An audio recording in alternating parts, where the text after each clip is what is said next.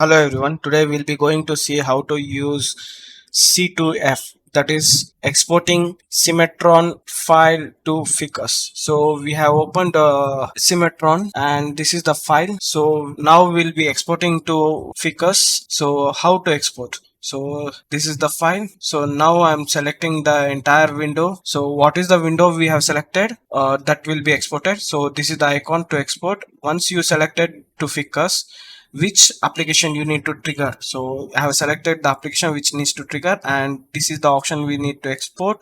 And if you click on OK, then it will start exporting the part to the Fikus, and automatically the Fikus application will trigger and the part will be executed inside the Fikus. So as you have seen here. So let's see how it has imported properly or not. Okay, it has imported properly without any surface damaged. So thanks for watching. For more updates, subscribe to our channel, like and comment.